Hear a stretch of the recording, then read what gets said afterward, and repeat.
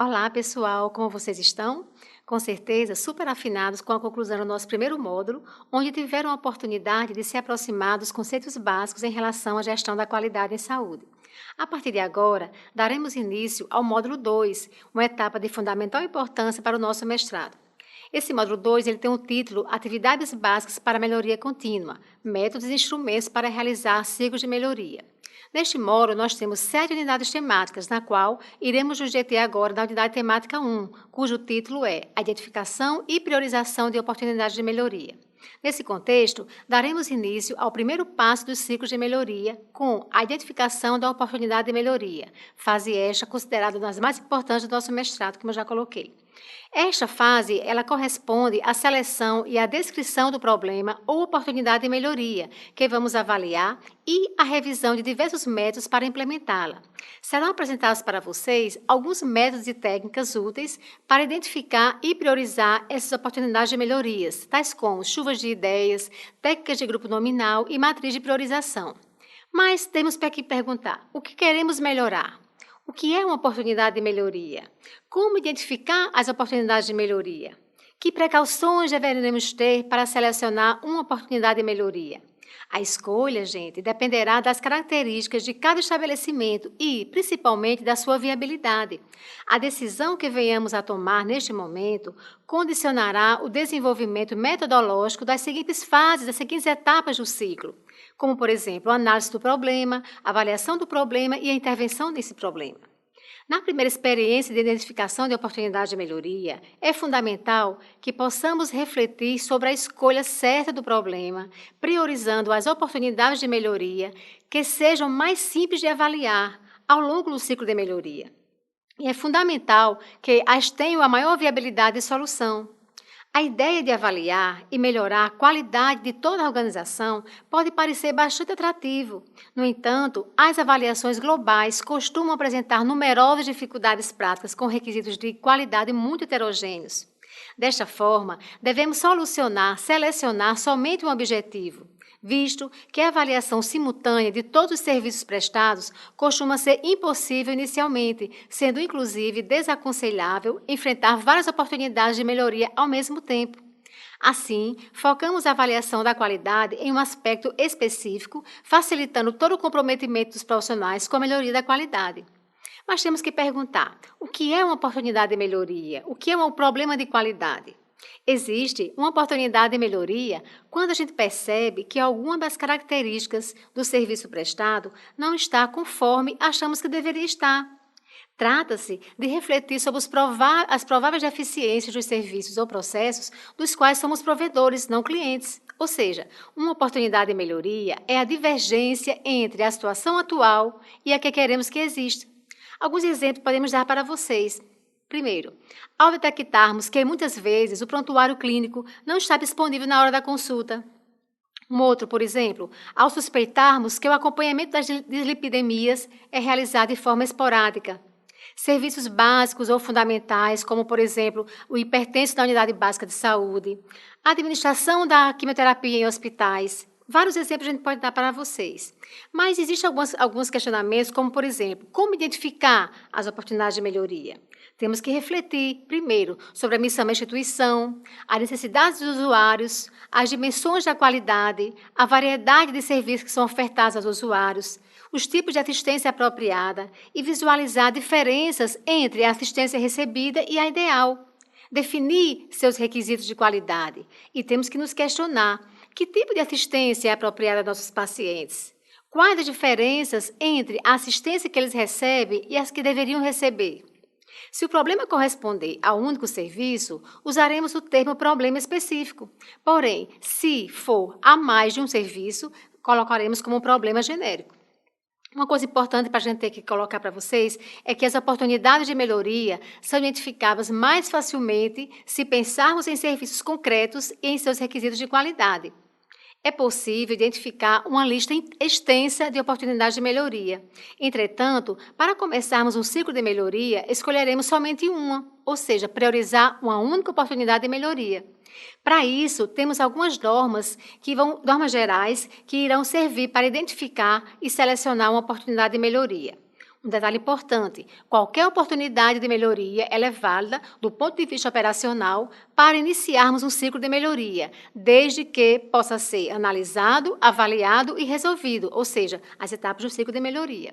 Um outro ponto importante é nós vermos a viabilidade da resolução do problema de qualidade. Este tem um requisito prévio, ou seja, para identificarmos e selecionarmos uma oportunidade de melhoria, é imprescindível que se trate de algo que temos capacidade de intervir. Ou seja, não devemos formular os problemas de qualidade baseados na falta de alguma coisa. Por quê? Porque estes dependem de órgãos ou níveis hierárquicos diferentes do nível dos profissionais que identificaram o problema. Nesses casos, as possibilidades de resolução do problema serão escassas. E daí questionamos: para avaliação institucional, só devemos aplicar ciclos de melhoria para solucionar problemas que aparentam ser fáceis de resolver? Gente, nas primeiras experiências de avaliações, sim. Ou seja, a eleição de um desses tipos de problemas deve ser feita de forma consciente, avaliando as consequências da escolha em relação à sua capacidade de resolução. Existem algumas situações, algumas características que são intrínsecas da oportunidade de melhoria e implicações metodológicas. Por exemplo, é útil classificarmos as oportunidades de melhoria em função de duas características intrínsecas, conforme vai ser exposto para vocês na figura 1. Primeiro, a sua relação com um único serviço assistencial, que seria caracterizado como um problema específico, ou com vários serviços assistenciais, seriam os problemas genéricos. Um detalhe importante seria afirmar que os problemas específicos são melhores que os genéricos. A sua correspondência à determinação do componente da prestação de serviços, ele está caracterizado como um problema de estrutura ou organizacional versus problemas de processo e resultado. Um detalhe importante é que os problemas relacionados ao processo e resultado são melhores que os relacionados à questão da estrutura. Por exemplo, ao invés de nós tentarmos estudar serviços que atendam à saúde da mulher, devemos propor a prevenção, por exemplo, do CA de mama, do câncer de mama em mulheres. Ao invés de propormos a organização de todas as equipes de um hospital, sugerimos que se organize uma equipe que presta, por exemplo, atenção aos hipertensos. Ao invés de propormos a organização de todos os prontuários de um serviço, podemos sugerir requisitos da ficha de internação. Ou seja, pessoal, um problema específico, como a organização do trabalho, para atender um tipo de paciente, é bem mais fácil de compreender e abordar que a organização do trabalho de uma instituição como um todo, porque isso constitui um problema genérico. E os problemas genéricos são muito atraentes pela sua tendência em resumir de forma global vários serviços assistenciais em uma única avaliação. Só que temos um problema: a avaliação pode generalizar a boa qualidade.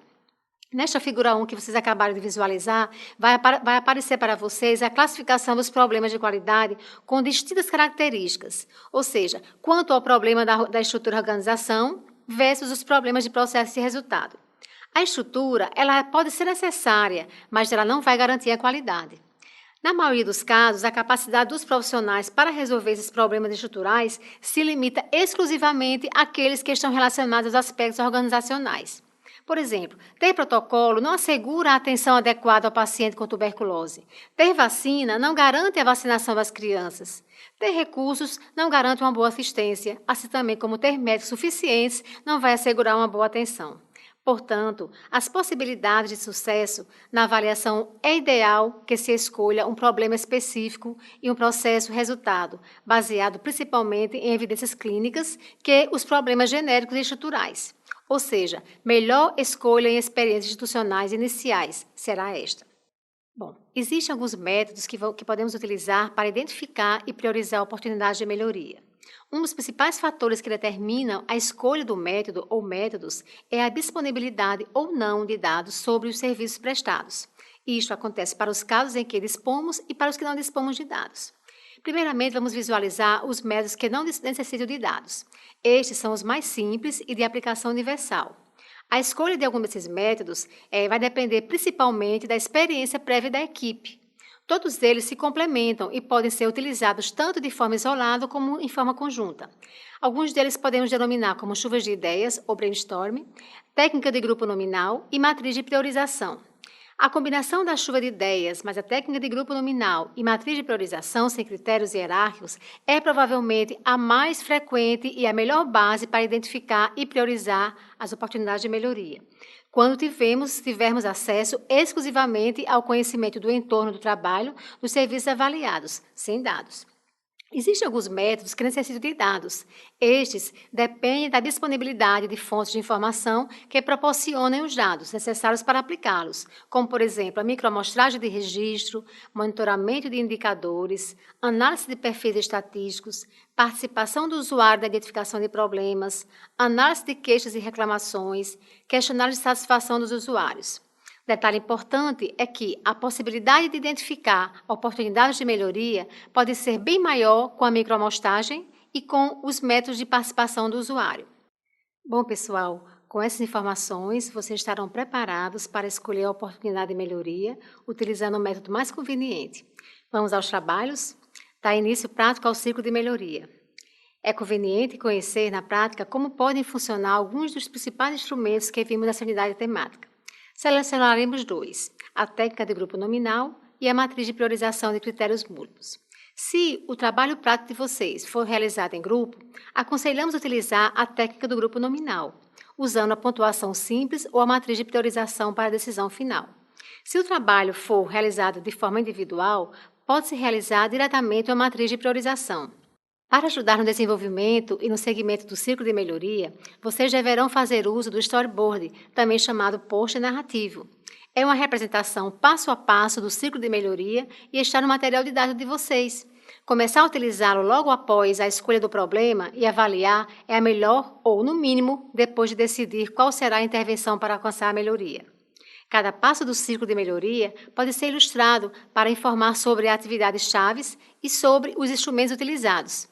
Qualquer método utilizado na fase do ciclo de melhoria pode ser exposto no storyboard, que passa a ter uma função educativa para toda a equipe.